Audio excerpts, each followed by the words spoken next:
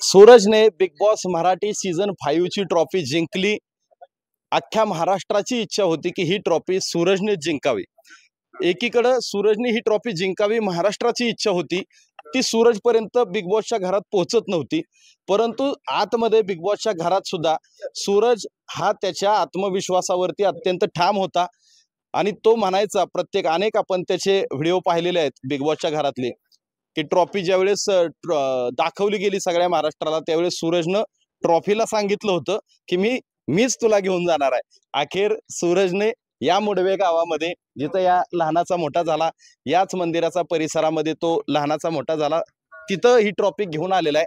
सगळ्यात महत्त्वाचं सूरज बरोबर बिग बॉसच्या घरामध्ये सुरुवातीचा जो प्रवास होता तो पुरुषोत्तम महाराजांचा। पुरुषोत्तम दादा सुद्धा आज सूरजला भेटायला आलेले आहेत। दादा खरं तर मी सूरजशी पण बोलणार आहेत, पण मला तुम्हाला अगोदर विचारायचं आहे की हा प्रश्न मी तुम्हालाच विचारला पाहिजे, कारण त्याचं उत्तर अशाच माणसाकडून घ्यायला हवं की ज्याचा ह्या प्रत्येक विषयाचा एक अधिकार असतो। म्हणून मला तुम्हाला तो प्रश्न घ्यायचा आहे। तुम्हाला माहिती आहे तुम्ही बिग बॉसच्या घरातून बाहेर पडला, त्याच्यानंतर सूरज शेवटपर्यंत घरात राहिला आणि ट्रॉफी घेऊन आला।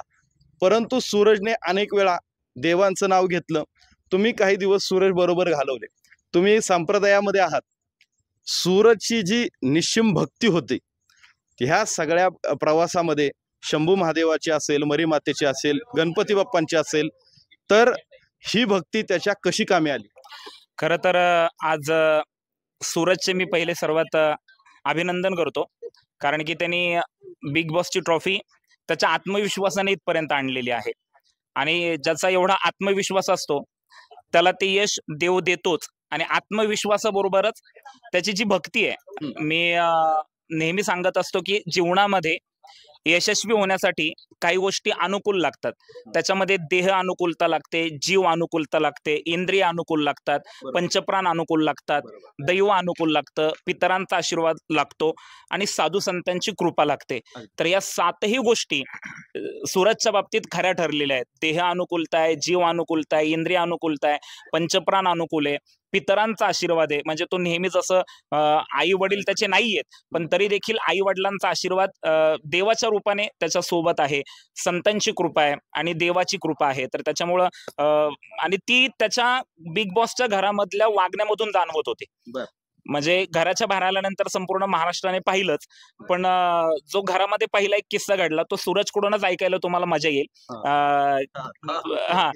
तर तो त्याच्या किती योग्य विचार केला पाहिजे हा विचार तुम्हाला सूरजच सांगेल आणि त्याच्याच तोंडातून ऐकलेल्या त्या किस्स्यातून तुम्हाला त्याची किती भक्ती आहे देवावर हे कळेल। मी ते पण सांगणार, ते पण विचारणारच आहे। परंतु दुसरीकडे असं आहे की महाराज शेवटी काही प्रसंग असे असतात की ते प्रसंग या बिग बॉसच्या सीझन मधले, याच्या अगोदर त्या कोणत्या सीझन मध्ये त्या बिग बॉसच्या घरातले असे स्पेसिफिक डायलॉग कधी व्हायरल झाले नाहीत। सूरजने धमाल केली, कमाल केली। पण एक सीन होता, गणपती बाप्पा आले होते आणि गणपतीचं पूजन चालू होतं। त्यावेळेस ज्यावेळेस सगळ्यांना मोदक दिला, आपल्याला माहिती आहे आपल्याला इतरांवरती काही टीका करायची नाही, सर्वांनी मोदक तो प्रसाद म्हणून खाल्ला। सूरजने ती कृती केली की मोदक अगोदर गणपती बाप्पांना ठेवला। तो प्रसंग ज्यावेळेस आपण लाईव्ह बघत होतो त्यावेळेस तुमच्या मनात काय आलं? माझ्या डोळ्यात पाणी आले त्यावेळेस। खरं तर की ज्या देवामुळे आपण आहोत त्या देवाला पहिला नैवेद्य आपला पोहोचला पाहिजे, ही अतिशय महत्वपूर्ण गोष्ट सूरजच्या वागण्यातून दिसली। बाकीच्यांनी स्वतःचा विचार केला, पण ज्या देवामुळे आपण आहोत त्या देवाला नैवेद्य आपण पहिला ठेवला पाहिजे हा विचार खरं तर सूरजने केला आणि त्यामुळे ती एक भक्ती सूरजच्या। आपण पॉज घ्यायचा का थोडासा, तो जरा डिस्टर्ब होतोय। कंटिन्यू करू। तर त्या भक्तीमधून खऱ्या अर्थाने ते दिसलं आणि वेळोवेळी म्हणजे अनेक गोष्टी अशा होत्या की माझ्या बाबतीतला एक प्रसंग आहे की माझ्याकडे भांडी घासण्याची ड्युटी आली होती, तर तो प्रसंग सूरजच सांगेल तुम्हाला। सूरज सांग काय ते झालं होतं? अख्ख्यांनी वॉस्टेट खाल्लेलं, तर माऊलींना ती भांडी घासायची होती, पण ती भांडी मी घेतली, कारण म्हणलं देवाला नाही घासून द्यायची, कारण देवाचा माणूस आहे, त्यांना आवडत नाही वॉस्टेट, तर मी घासले। म्हणलं माऊली तुम्ही असू नका, काहीच करू नका, मी करतो अख्खं आणि काम. तो माझ्या ड्युटीज म्हणजे तो ते तर करायचंच, पण आपल्या सोबत माऊली आहेत, आपल्या सोबत कीर्तन प्रवचन करणारा एक व्यक्ती आहे. तर त्यांनी कसं आपल्या समोर काम करायचं, तर त्याला त्याला तो एक आदर होता त्याच्या वागण्यात. सगळ्यात पहिल्यांदा तो आदर मला त्याच्या दिसला. आणि मी बोलत नव्हतो, हा मला सांगायचा, माऊली बोला की तुम्ही, माऊली बोला की तुम्ही, माऊली बोला की तुम्ही. तो सांग ना किस्सा. मी सारखं म्हणायचो, का माऊली तुम्ही शांत बसताय, का बोलत नाही, हा. बोला बोला बोला. मग माऊली बोलायला लागलं का, असं बोलायला लागलं काय सांगाय. दुसरं असं सूरज, त्या घरामध्ये सगळी माणसं तुझ्यासाठी नवीन होती. हम्म. आपल्या ओळखीच्या काही वेशभूषा असतात, आपण म्हणतो लगेच हा गावाकडचा माणूस आहे, किंवा ह्यांना आपण पाहिलेलं नसेल तरी तो माणूस आपला वाटत होता. त्यावेळेस तुला सुरुवातीला पुरुषोत्तम दादा, जे वारकरी संप्रदायाचा ड्रेस होता, त्याच्यामुळे ते आपले वाटले होते. आणि तो एक पहिला डायलॉग तुझा व्हायरल झाला होता. तो एक असा डायलॉग होता की तुला चप्पल उचलायला लावली होती, तुझा बूट आहे का विचारलं, तो म्हटला माझा नाही, मी उचलणार नाही. हा, मग आपलं नाही तर कशाला उचलायचं. आणि मग त्यावेळेस अजून एक महाराजांपासून त्यावेळेस तू एक डायलॉग केला होता, आठवतोय का तुला? तू असं म्हटलं होता, मोकार बोलवून घेतात ह्या बाया. मला मोकार कसा बोलला होता, या बाया मला मोकार बोलून घेतात.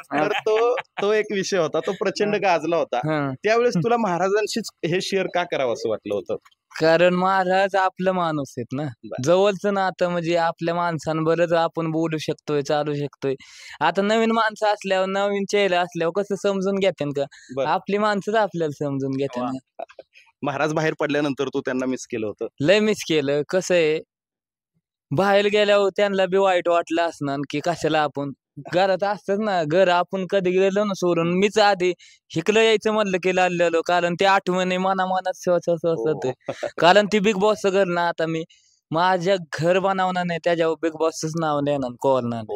हे तुझा हा एक म्हणजे चांगुलपणा महाराष्ट्राला इतका भावलेला आहे की शेवटी ज्याची कृपा आहे आपल्यावरती त्याला कधी विसरायचं नसतं. हे तू नेहमी तुझ्या ह्या प्रत्येक कृतीतून दिसून आलेलं आहे. आज खूप दिवसांनी तुला महाराज भेटले. तुला माहिती आहे का, तू ज्यावेळेस बिग बॉस मध्ये खेळत होता त्यावेळेस महाराज येऊन मरे मातेच्या समोर त्यांनी कीर्तन केलं, तुझ्या गणपतीची आरती केली. त्यांनी कीर्तन केलं आमच्या इथं येऊन. त्यांच्यामुळे मला आई मरे माताने ओम नमः शिवाय गणपती बाप्पांनी एवढं मोठं फळ दिलंय ना. आणि ही कृतज्ञता व्यक्त करणं ही सोपी गोष्ट नाहीये. यश मिळाल्यानंतर माणसं कृतज्ञता व्यक्त करत नाही. आणि सूरज म्हणजे फक्त माझ्याच विषयी कृतज्ञता व्यक्त करतो असं नाही, संपूर्ण महाराष्ट्राच्या विषयी कृतज्ञता व्यक्त करतोय. ही वस्तुस्थिती आहे महाराज. कारण 2च दिवसापूर्वी मला वाटते सूरज आपल्या बरोबर ती गोष्ट बोलला होता की ह्या महाराष्ट्र संपूर्ण माझा आईबाप आहे आणि त्यांनी मला इथपर्यंत पोहोचवलंय. मला वाटतं 2 दिवसात 1.5 मिलियन पेक्षा जास्त लोकांनी एकाच चॅनल वरती तो पाहिलेला. मला सूरजला सांगायला हे आवडेल की सूरज, जसं संपूर्ण महाराष्ट्र तुझ्या पाठीमागे होता, जगातनं माणसं होती. मी एक व्हिडिओ बघितला की परदेशातून ते तुला सपोर्ट करत होते, की आमचा सपोर्ट हा सूरजला आहे. पण ह्या परिसरामध्ये घराघरामध्ये जर तुझ्याविषयी सातत्याने चर्चा जर कोणी चालू ठेवली असेल तर हे सर असतील, माझ्या समोर तुषार सर आहेत ते असतील, तर ह्या सगळ्या गोष्टी आहेत की त्यांच्या महाराष्ट्राचं त्याच्यावरती जे आम्हाला प्रेम दिसत होतं महाराज, त्याच्यामुळे आम्हाला हे भाग पडलं. शेवटी होतं काय की आम्हाला पण कुठली गोष्ट एखादी बोलून दाखवायला इथं आलेले हे सगळे लोक, म्हणजे माझ्या सहित, तो आमच्या तालुक्यातला आहे, आमच्या जवळचा आहे. शेवटी कसं होतं, एखाद्या वस्तूची जोपर्यंत तो परीस त्याला घासत नाही तोपर्यंत त्याचं सोनं होत नाही. बिग बॉसने खऱ्या अर्थानं सूरजचं सोनं केलंय. आम्ही कोणीही त्याचं श्रेय घेण्याचे काहीच कारण नाही. आणि महाराष्ट्रानं सूरजला सपोर्ट केलेला आहे, त्याच्यामुळं सूरज हा बिग बॉस मध्ये जिंकलेला आहे. आपण फक्त एक माध्यम ठरलो की सूरजने जे आतमध्ये सांगितलं तोपर्यंत खरं वस्तुस्थिती महाराज आम्हालाही माहित नव्हतं की सूरजला आई वडील नाहीत आहे, हे आम्हालाही माहित नव्हतं. आणि ज्यावेळेस तो तिथं बोलला त्या दिवशी आम्ही ठरवलं की आपण आता सूरजचा विषय उचलून धरायचा. टिकटॉकला बी ना मी हिरो बनवायचं नाही, तर ह्या देवाला पशी मी जाईन त्या देवाला पशी बनवायचं, ते हिरो गाजायचं, कारण देवाची मनापासून श्रद्धा आहे ना. आणि मला हे सांगायला आवडेल की ठीक आहे, म्हणजे आता आज सूरज तिथपर्यंत गेला, पण तिथपर्यंतचा प्रवास ज्यांच्यामुळे झाला, मग आज कलर्स मराठी असेल, बिग बॉस मराठी असेल, तर त्यांची मी एक सूरजचा भाऊ म्हणून कृतज्ञता व्यक्त करतो त्यांच्याविषयी, कारण की मी त्या कुटुंबाचा एक भाग आहे. म्हणजे आज माझ्या शेवटच्या श्वासापर्यंत सूरजशी हे नातं माझं तर असणारच आहे. पण मग कास्टिंग डिरेक्टर अभिषेक सर असतील, त्यांचे मी मनापासून धन्यवाद व्यक्त करतो. त्याचप्रमाणे कलर्स मराठीचे programming head Kedar Shinde sir असतील, त्यांचे मनापासून मी धन्यवाद व्यक्त करतो. करतो. प्रथमेश सर, केतन सर यांचे मी मनापासून धन्यवाद व्यक्त करतो आणि संपूर्ण कलर्स मराठी आणि इंडियामॉलचे जे कोणी सदस्य आहेत त्यांचे सर्वांचे मनापासून मी धन्यवाद व्यक्त करतो की तुमच्या सर्वांच्या कष्टाचं चीज ही सूरजच्या हातामध्ये ट्रॉफी आहे. ती सूरजच्या वतीने मी त्यांची कृतज्ञता व्यक्त करतो. नक्कीच. खूप आपण अधिकचा वेळ नको घेता, पण आता सूरज तुला एक शेवटचा प्रश्न. केदार दादांनी सिनेमाचं अनाउन्सिंग केलं झापक झोपकचं, त्याच्याबद्दलचं काय शेड्यूल तुझ्यापर्यंत आलंय? त्याचं मला शूटिंग कळालंच नव्हतं आधी. हा. त्यांनी मला हँग करून टाकलं. म्हणजे नेमली कशी हँग होते, मोबाईल कसा हँग होतो तसा मी हँग झालतो. अचानक असं होतं ना, असं अयो पिक्चर माझा, मी हिरो. अगं बाय, अगं झापक झोपक किंग आहे मी. मग मला आनंद झाला ना ते. अच्छा, त्याच्या शेड्यूल बद्दल काय? सिनेमाचं शूट कधी चालू होणार आहे, आता ते कुठं? सांगू ते शकत बहुतेक तर शूट कारण तुझ्या गावातच होईल ते बऱ्यापैकी गावात त्याचं. नाही म्हणतात ती. हा, असं आहे का? मी ती सांगू शकत नाही. बरं, तिथं ठीक आहे, बी हरकत नाही. अधिकच आपण आता आधी मला शिकवते ना मग करू. बरोबर. येस. तर सूरज, निश्चित सूरजचा हा जो 70 दिवसाचा प्रवास आहे संपूर्ण आयुष्याला कलाटणी देणार आहे. मला असं वाटतं की एकट्या सूरजच्या नाही तर महाराष्ट्रातले, या देशातले अनेक असे तरुण आहेत की ज्यांची उमेद कुठेतरी थांबलेली असते. त्यांनी एकदा सूरजचा बिग बॉस हा 70 दिवसाचा प्रवास पहा. तुमची उमेद पुन्हा एकदा जागी झाल्याशिवाय राहणार नाही. कारण सूरज जर या परिस्थितीतून इथं पोहोचू शकतो. आणि शेवट असं आलत की कमी झालती माणसं. हा. कोणच घरातले काम करत नव्हतं, निकिता करतच नव्हती. पण कोणच करत नव्हतं घरातलं काम. तर मी काय म्हणलं, माझं घर आहे, मी अख्खं करणार. बर. मी अख्खं स्वच्छ करायचो. कारण ती लक्ष्मी तिच्या जीवावर जगतोय आपण. नाही, अगदीच तुझा हा सगळा स्वभाव आहे ना सूरजचा, तोच अक्षरशः ह्या महाराष्ट्राला आवडलेला होता. सूरज, एक गोष्ट जी लपून राहिली होती ते फक्त आपल्याला एवढंच माहित होतं की सूरजने पुरुषोत्तम दादाला भांडी घासून दिलेली नव्हती. तो विषय आज दोघांच्या मुळे ते महाराष्ट्राच्या समोर येतोय आणि तो म्हणजे आणि अजून एक मला किस्सा सांगायचा आहे की म्हणजे मला कसं होतं ना, आपण आपल्या घरापासून आम्हाला कोणालाच माहिती नव्हतं. सूरजला माहिती नव्हतं, मला नव्हतं माहिती, किंवा अजून 14 सदस्यांना माहिती नव्हतं की आतमधलं काय आहे. बरोबर की ते सगळं हॉरेबल होतं. म्हणजे हा तर मातीत असलेला माणूस आहे, कधी गावापासून वेगळा राहिलेला आहे, मित्रांपासून वेगळा राहिलेला नाही. आणि जेव्हा त्या घरात गेलो तर घरात सगळं लक्झरियस आहे, पण आभाळच दिसत नाही. दिसत होतं आपल्याला आभाळ. आपण हँग अरे, करायचो. पण त्याचा परिणाम किती चांगला झालाय. झाला बरा की बरा झाला. नाही कसं आहे, ती इसीच ही गार तुला सूट नाही झालं ते सूट. नाही. सूट झालं मला. आता सूट झालंय. आता ऊन आणि हवा लागली नाही, गरम होते. हा. पण ती इसीची सवय लागली, कशी काय करा नाही तुम्हाला. नाही. आणि म्हणजे तुला आठवतं का, म्हणजे पहिला त्याचा हा किस्सा की त्याला पहिलं टॉयलेटचं दारच उघडतंय. टॉयलेट काय ना म्हणत होतो, वर्ष काही कुणाचं मुलांचं कुठलंही सांग ना, मला काहीच करा नाही. आणि ती काचेचा दरवाजा काहीच करत नव्हतं, मी धडकलेलो. एक धडकला, त्या काचेच्या दरवाजाला धडकला तो. आणि सगळ्यात महत्वाचं त्याचा आणि नंतर सगळ्यात लय जबरदस्त धडकलो कधी माहितीये का, मायक लायला बाथरूमच्या इथं, म्हणजे अलकावत्यात ना तिथं मायक लायला. आणि आमचं बोलणं चाललं होतं लितेश सरांबरोबर. आणि भाऊचा धक्का लागणारच होतं गाणं.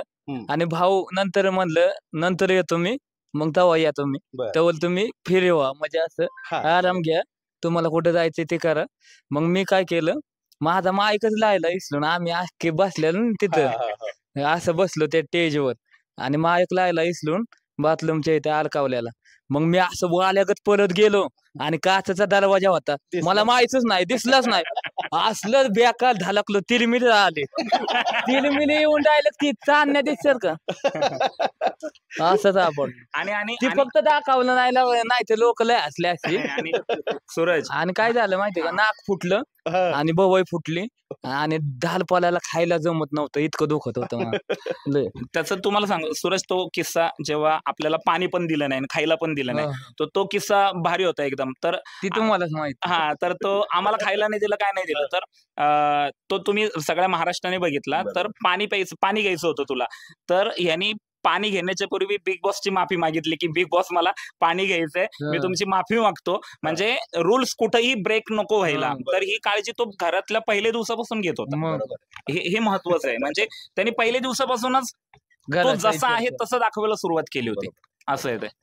अशाच पद्धतीनं सूरजचा हा सगळा प्रवास आपण वेगवेगळ्या टप्प्यावरती कलर्स मराठीच्या माध्यमातून जे आपण न बघितलेले सीन आहेत एपिसोडमध्ये ते परत कलर्स मराठीने रिलीज केलेले होते आणि आपण हे सगळं बऱ्यापैकी पाहिलेलं. पण काही गोष्टी ज्या दडलेल्या होत्या त्याच्यातल्या काही गोष्टींचा परत आज उलगडा झाला. मला अभिमान आहे याचा की तो माझ्या इंटरव्ह्यू मध्ये झालाय आणि मी ती पुन्हा एकदा मगाशी अर्ध राहिलं सांगायचं की सूरजची ही गोष्ट बघा. मी सुरुवातीलाही म्हटलं की त्याला सुरुवातीला पुरुषोत्तम दादा आपले का वाटले, तर पुरुषोत्तम दादांचा वारकरी संप्रदायाचा पोशाख आणि त्यानं सांगितलं की ज्या दिवशी नॉनव्हेज खाल्लेलं होतं त्या दिवशी पुरुषोत्तम दादांची भांडी घासायची ड्युटी होती आणि सूरजला हे माहित होतं की आपल्याकडे माळकरी माणूस नॉनव्हेजचं पाणी देखील ओलडत नाही आणि मग महाराजांनी भांडी कशी घासायची, म्हणून सूरजनी ती ड्युटी महाराजांकडून भांडून घेतली की मी आज तुम्हाला भांडी घासून देणार नाही. हाच सूरज आहे आणि ह्याच्यामुळेच तो जिंकलाय. तुम्हाला ही मुलाखत नक्कीच कशी वाटली ते तुम्ही कमेंट करून जरूर कळवा आणि आपलं युट्यूब चॅनल नक्की सबस्क्राईब करा. सूरज नसतानाही आपण तुमची मुलाखत लय आवडला माझ्या फॅनला आणि माझ्या महाराष्ट्राच्या अख्ख्या महाराष्ट्राच्या फॅनला म्हणजे देवांना माझ्या. Okay, yes. मला